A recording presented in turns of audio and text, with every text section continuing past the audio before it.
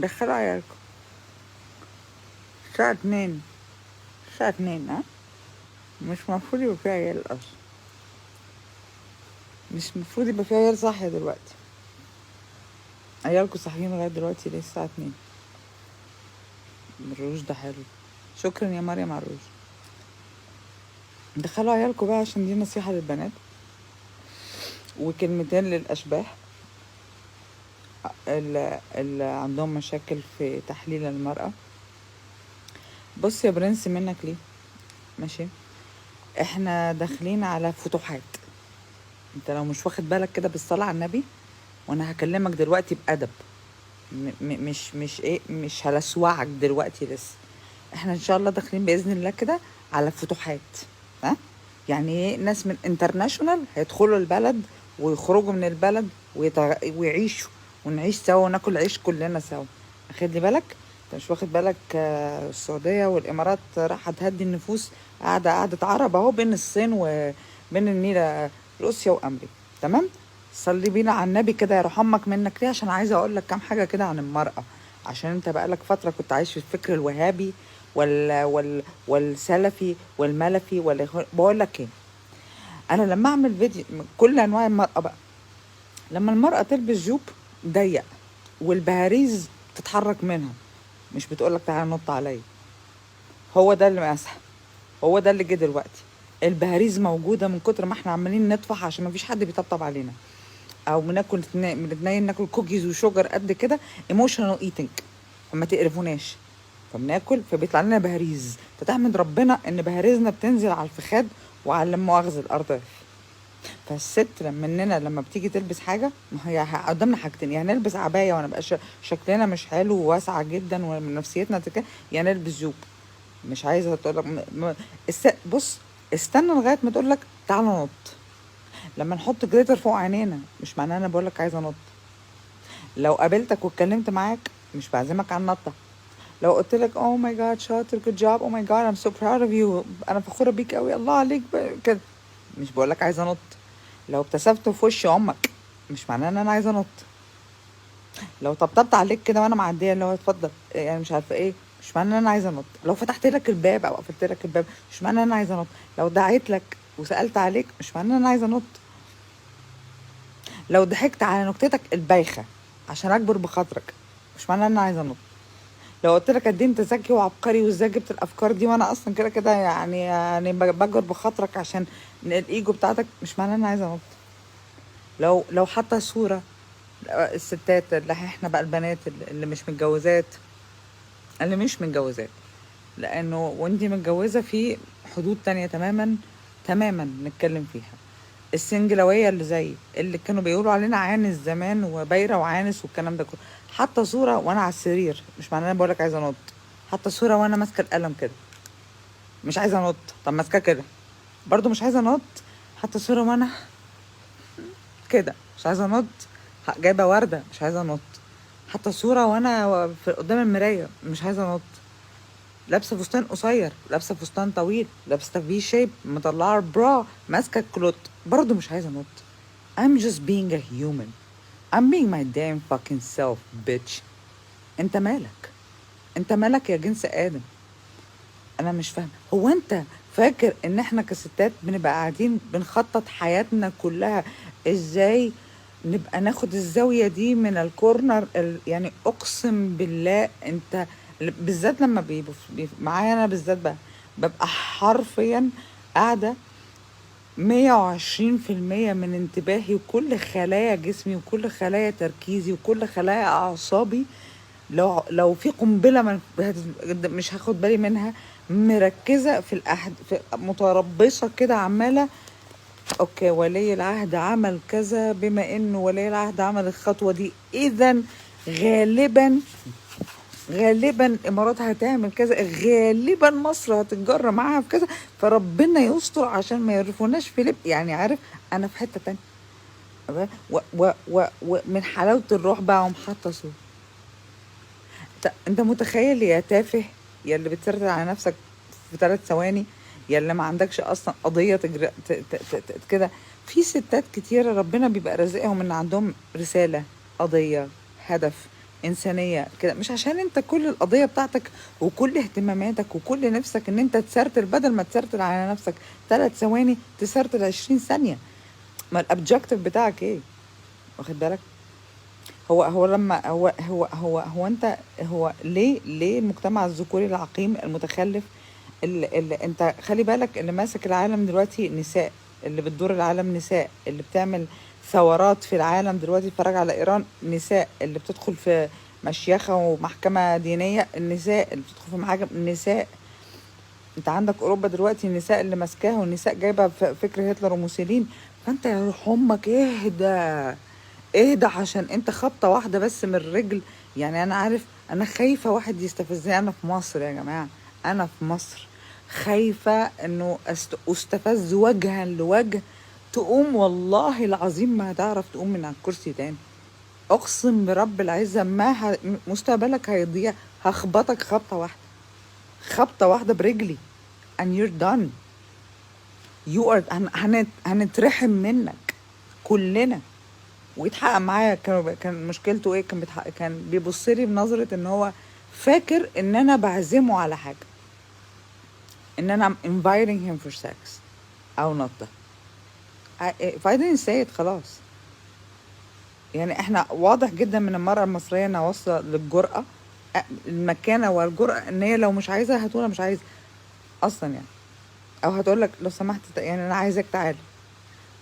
فدي بقى خلاص احنا وصلنا، يعني اللي هو سيب المرأة بقى في حالها بقى، سيبها تحط صورة، سيبها ترقص، تغني، تفخفخ عن نفسها، تخس، تتخن، تحط جليتر في عينيها، تحط روج تغيره. سيبها سيب غلبان. اصل انت، هو انت موجود اصلا؟ هو انت قدوة؟ هو انت بتسند؟ هو انت بتدخل من بره بتبتسم؟ هو انت بتقول ده انت يخرب بيت امك؟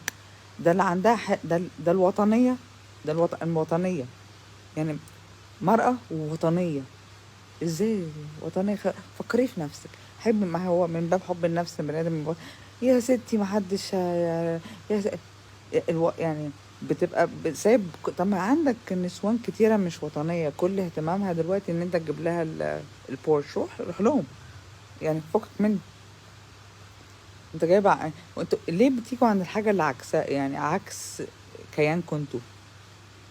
بتبقى انت اصلا يعني مؤاخذة تافه، ولا بتحب تقرا، ولا ليك قضية تجري وراها، ولا ليك هدف على الأرض، وخريان مدريان، ولا عارف ربنا خلقك ليه. وكل ما يتينا طموحك ان انت تعمل صفقة معينة، ولا تعمل كام مليون وشكرا على كده، ولا تشقط واحدة مزة في دراعك. فروح للي شبهك. لا انا هاخدك واغيرك، انت تاخد مين وتغيرك؟ لا يعني لو انت يعني لو البنات في مصر يعني ساذجة فسابوك تعمل فيهم كده، ولا خدوك على قد عقلك. بس ما اعتقدش البنات ساذجة، البنات هنا مخربشة جدا يعني. ما بشوفش السذج مؤخرا مع رأى، ويمكن هشوفهم بعد I don't know. اتهيألي أزجج واحدة كنت أنا يعني. مش فاهم ليه فاكرين نفسكم الدنيا revolves around you. ما تسيب الست تعمل اللي هي عايزاه. لما تبقى جوزها بقى اتكلم، لما تتنيل تكتب الكتاب وتبقى جوزها، ساعتها يبقوا انتوا اوريدي متفاهمين على حاجة معينة. يبقى قبل الجواز كده في حاجة اسمها شركة، كده في حاجة اسمها عقود، في حاجة اسمها احنا قدام ربنا احنا هنتفق عليها. بص يا بنت الناس، ايه رأيك؟ انا مش بحب قوي ان انت تحطي صور كذا كذا، عشان خلاص حطيها لي انا بس. حبيبي بس انا عايزة اعبر عن نفسي وعايزة كذا. تمام يا حبيبتي، بس ما تعبريش عن نفسك بحاجات معينة عشان دي ممكن توصل الرسالة الفلانية. ايه رأيك؟ ده كل ده قبل الجواز تتفقوا. حاجة اسمها اتفاق برحمك. طيب خلاص، انا قدام الله بقى احنا اتفقنا انه I'm gonna have my social media، بس هعمل كذا قدام الله بس انا بحبك وانت زي ما انت كده، واعملي اللي انت عايزاه، ونضلي وكافئي وحاربي وخليكي وطنيه وحريه يا جميله جميله جميله.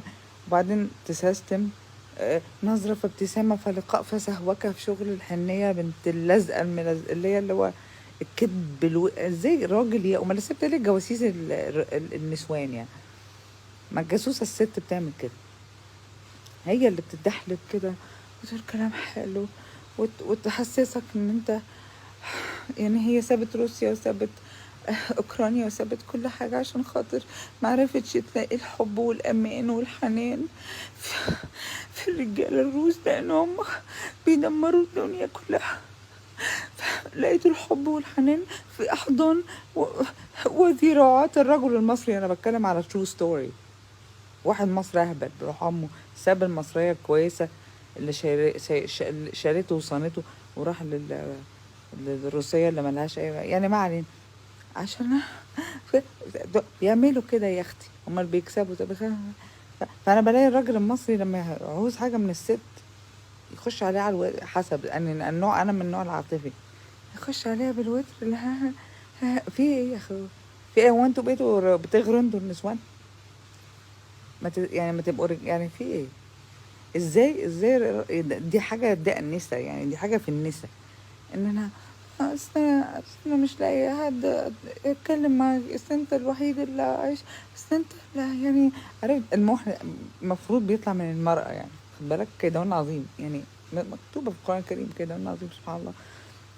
احنا لكن اقسم بالرب في حاجة في حاجة اتبدلت، في حاجة باشا، في حاجة اتبدلت. انا واصلة معايا المرحلة اللي هو انت عايز ايه؟ يعني احنا قاعدين القعده دي ليه؟ يعني الاوبجيكتيف ايه بعد الكلمتين الحلوين دول؟ رايحين بيه على فين؟ يعني انت تاخدني على فين بالكلمتين دول؟ ماشي حلو انت يعني، طب كايه؟ عشان برضه انا مش فاهم. انا كمان حنينه والجو ده كله، اللي قدامي ساعات مش بيفهم. كاخوات 100%. got it perfect. اخوات 100%، يبقى عينك لا هتلمع، ايدك مش هتتلمس، حاجتك مش هتتحرك. واخد بقى يعني اخوات عادي. في في كده في ناس ممكن تبقى كده. في ناس عندها مروءة ونخوة ورجولة ودين enough ان هي تبقى كده. طب بس بتفسحني في دماغي ليه؟ في مشاعري ليه يعني؟ يعني ليه بتعملوا ليه يعني؟ ليه؟ ودي قدمونا احنا يا ولاد الوسخ، يخرب بيكم. على ايه؟ عشان حاطه روج وحاطه جدتر، اللي هو حاطه صوره، وانا يعني بدل ما اعيط افكر نفسي ان انا لسه موجوده في الدنيا، الحمد لله مش وحش، الحمد لله يعني what is wrong with you؟ وانتوا لو عايزين مش كفايه نسبه الطلاق عاليه؟ مش كفايه بتشجعوا على الطلاق؟ مش كفايه ان انتوا مش بتشجعوا للجواز؟ مش كفايه ان نسبه الزنا عالت؟ مش كفايه ان اللي متجوزين مش بيحبوا بعض؟ مش كفايه انه مفيش علاقه جنسيه حميمه فيها مش كفايه ان الجنس مش مفهوم ان هو موده ورحمه وسكن وسكينه؟ مش كفايه ان انت 99% من مشاكل حياتنا كلها اصلا عشان خاطر مفيش الموده والرحمه؟ يعني لو في موده ورحمه، الواحد هيهدى، هيتعامل مع المجتمع، هيتعامل مع السياسات والصفقات، هياكل عيش. انا شايفه كميه ناس جايه من بره عماله تاكل عيش. لو انتوا بتاكلوا عيش ازاي؟ عادي متصالحين مع نفسهم، مركزين، واخد بالك؟ لا لا لا ولا لا. فانت في خسارة يعني. احنا عندنا كل حاجه يعني، احنا بلد، وعندنا وطن، وعندنا جيش، وعندنا محدش مقدره واللي عايزه اقول بالمناسبه، الجمل اللي بتتقال انه فكر عسكر وحكم عسكر، كلمة عسكر دي أنا عارفة إنها بتضايق ناس كتير أو بتستخدم كتير. هو لولا وجود ما يسمى عسكر ما كنتش حضرتك هتعرف تخش تستثمر، ما كنتيش هتعرفي تعملي بوب جوب، ما كنتش هتعرف تاخد بنت تبقى ورا مصنع الكراسي تزنقها وتصدها وفي الآخر تسيبها واحد يعني، واخد بالك؟ ما كنتيش هتعرفي تروحي الساحل الشرير وانت تروح جمصة، ولا تعرف تجيب حاجة من بره، ولا تخش حاجة من بره، ولا أي حاجة، ولا تعرف تعمل إبداعك وفنك الراقي اللي المفروض الأوبرا تستضيفك فيه بتاع أنتش واجري، ولا كنت هتقدر تطلعي تقولي أنا ملكة جمال البهاريز، ولا كان كل ده هيبقى موجود، ولا كنت هتطلعي وتعملي بمزاجك، ولا كنت طب أنا هتجوزك شوية، ولا كان كل الحريات اللي فيها سبهللة دي موجودة لولا وجود الناس دي. ومش هستخدم لغة الإعلاميين اللي في الشماتة، لا، بس انت كنت هتبقى عايش حياة ايه بقى؟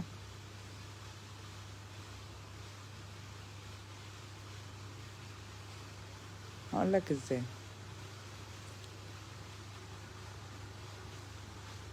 ما انت ما عشتش بره فمش هتفهم.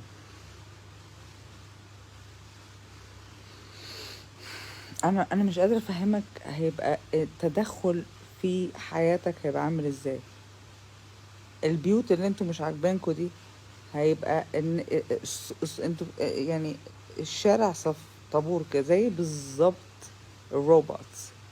هتتحول لكائن روبوتي، حتى في اخلاقك، حتى في دينك، حتى في كل حاجه.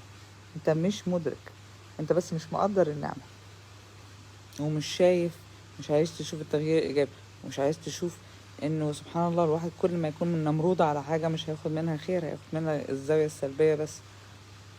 فالكلام اللي بيتقال ده بيبقى دايما مستفز شويه، واخد بالك؟ بالذات لو كان يعني من الشخصيات اللي هو حضرتك يعني كده. آه وايه كمان؟ فعندكم كل حاجه، وعندكم ناس كتير تتعرفوا من بعض، بتلفوا، تقعدوا تلفوا وتدوروا ليه؟ يعني انا هموت اصل بيحرق وقت. كان زماننا بعد اللف يعني، لو كنا جينا دغري من اولها كان زماننا قاعدين يعني هنعمل a lot of love. يعني كنا هنعمل، كان السرير ده هيشتكي.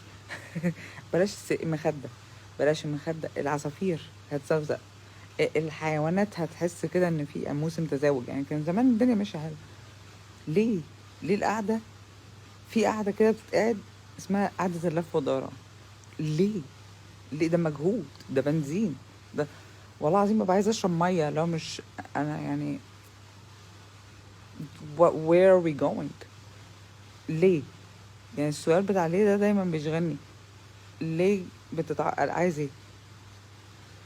في ناس بحبها قوي في مصر تقولي انا عايز بعد اذنك اقتحم دقيقه اتصور معاكي بحبك واجري. اهو واحد محدد هدفه، واحد داخل عارف انه هيقتحم، لانه غالبا ببقى انا البادي لانجوج بتاعتي ان انا مشغوله في حاجه، وبيعتذر من كده، ودي حاجه لطيفه. وهاخد صوره، ودي حاجه بالنسبه لي زي على قلبي زي الورد. وقال لي الهدف، وطلب الطلب، ونفذ. ده الناس اللي بحترمها. شويه شويه الاقي اقتحم واخد الصوره، وبعدين يقف بقى، بس انت هنا ولا هناك؟ وانت شايف ايه برحمك؟ شايف ايه؟ انت مش فاهمه؟ انت شايفني لابس ايه؟ ما انا اهو، ما انا هنا اهو دلوقتي. بس انت مش كنت هنا؟ يعني انت عايز تتعرف بقى؟ طب ناخد الرقم، وبعدين انت بناء على ايه بتوقفني تاخد رقم؟ يعني انت فاكر إيه؟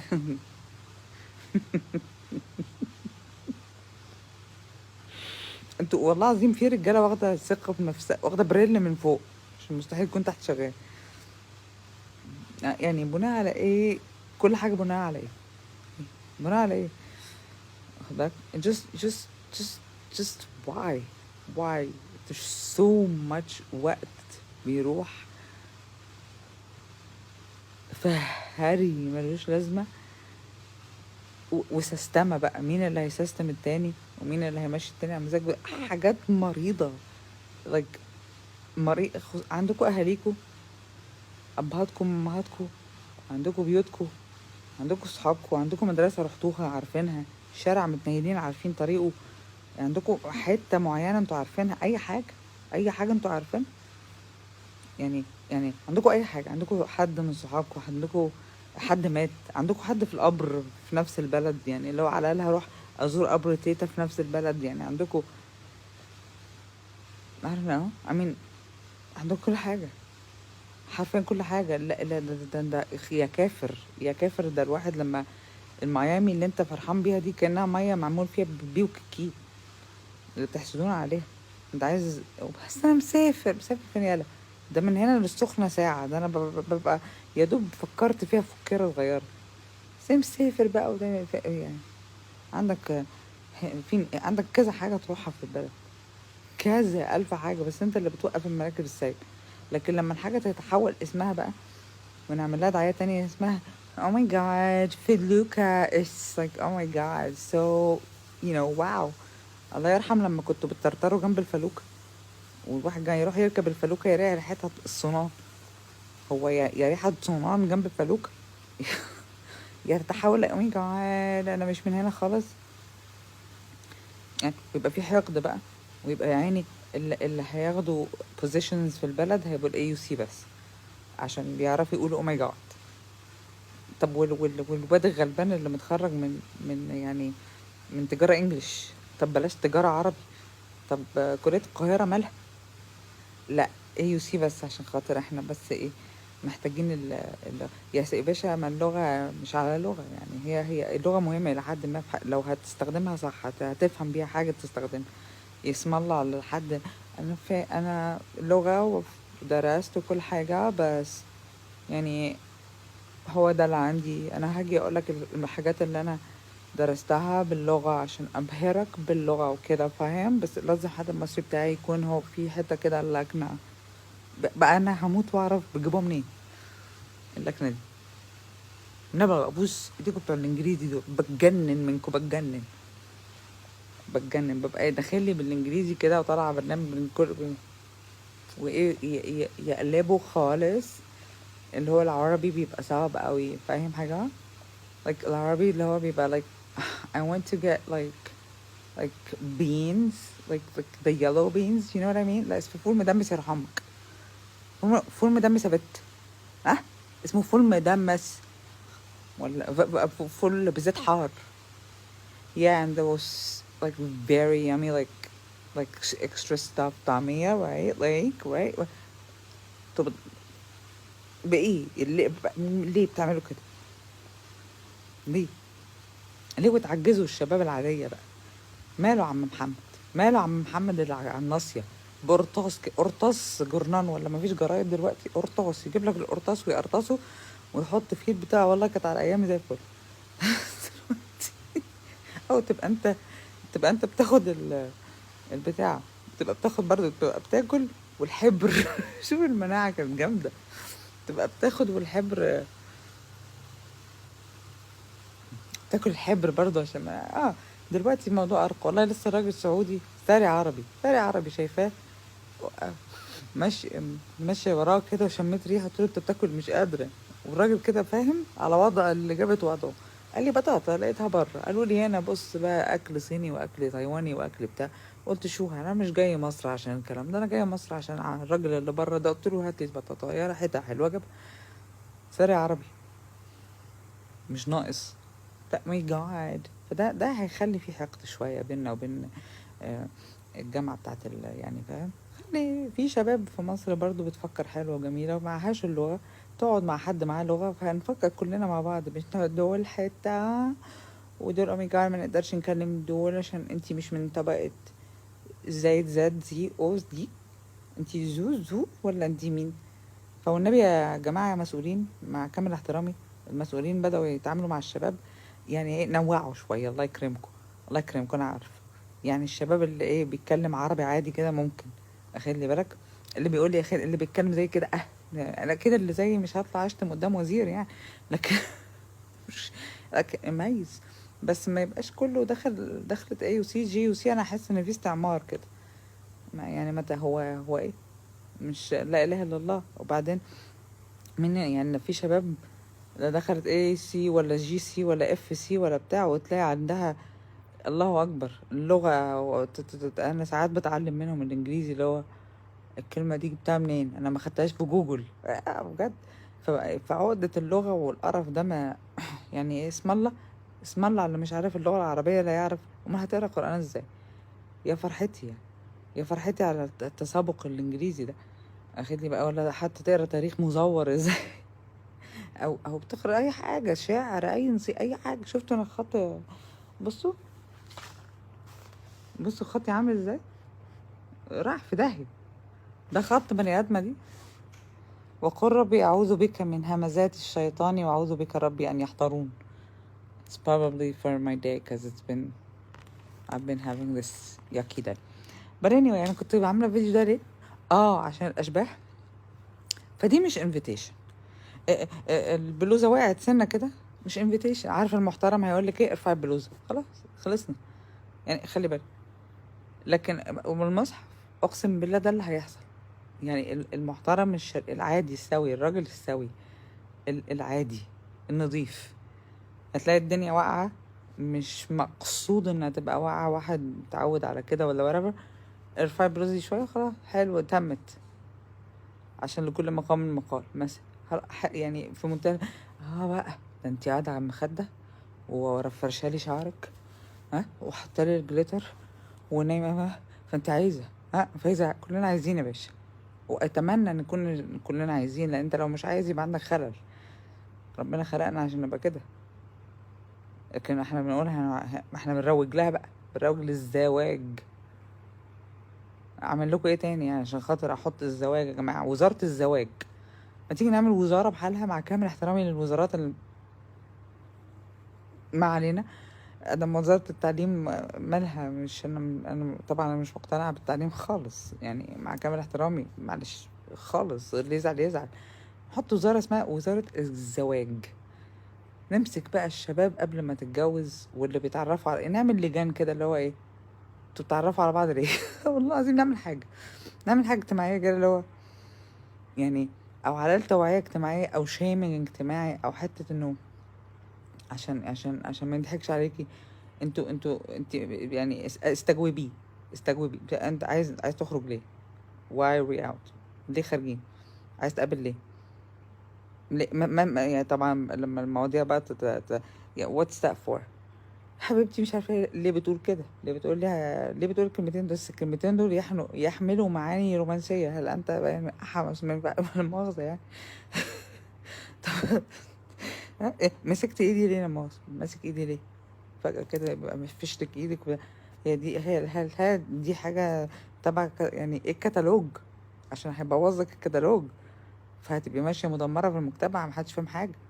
اه والله، نحط لهم كتالوج معين. بص يا حبيبي، الصداقة تبقى حدودها واحد اتنين تلاتة، اللي زي اخويا مع حدودها واحد اتنين تلاتة، اخد بالك؟ اللي معجبة بيه حدوده واحد اتنين تلاتة، اللي معجب بيه وبحبها حدود وتنطق تقولها، توضح النية.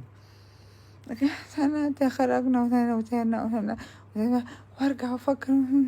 طب ما عشان كده بقى البنات هتبدأ تكلم خمسة في نفس الوقت، وتختار بينكوا زي الجزمة، كأنك جزمة والمصحف، يعني ده منفعش اخد اللي بعده، وفي الاخر تخليك تصرف. ما طبعا انت فاكر انها بتتقل عليك، هي مش بتتقل، هي بس بتنقي بين الجزم، وتصرف وتصرف وتصرف وتجيب، وفي الاخر بصي انا فزت ودخلت وعملت فرح وعملت.